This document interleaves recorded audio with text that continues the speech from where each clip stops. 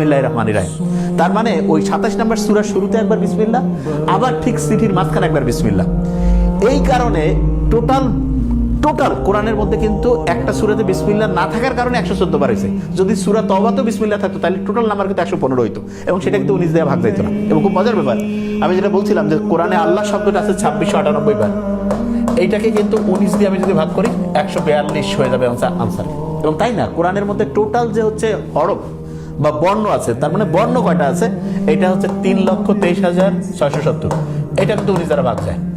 এবং কোরআনের মধ্যে যে এটা হচ্ছে হরফ, বর্ণ পর্যন্ত আল্লাহ ক্যালকুলেশনে গেছে। শব্দ যেটা আছে, শব্দ সেটা হচ্ছে 77,934। এই 77,934 যেটা রয়েছে এইটাও কিন্তু হচ্ছে 19 দ্বারা ভাগ যাবে, এবং ভাগ যাওয়ার পর একটা ভাগফল হবে। এইরকম 19 দিয়ে ভাগ যায়, এরকম যতগুলো জিনিস আছে প্রত্যেকটার যে ভাগফল, এই ভাগফলগুলো যখন যোগ করবো, যোগ করার পরে আবার ওইটাকে 19 দ্বারা ভাগ যদি করি সেটাও মিলে যাবে। মানুষ কিভাবে আল্লাহ বানাইছে এটা নিয়ে কোরআনের মধ্যে আল্লাহ বলছে, এবং আমি খুব অবাক হয়ে গেছি যে এটা আল্লাহ কোন জায়গায় খুব ভালো করে বলা শুরু করলো। 23 নাম্বার সূরার মধ্যে, সূরা মুমিনুন 23 নং সূরা। এবং আমরা প্রত্যেকেই জানি যে মানুষের যে ক্রোমোসোম সংখ্যা সেটা কিন্তু 23 জোড়া। মানুষের ক্রোমোসোম সংখ্যা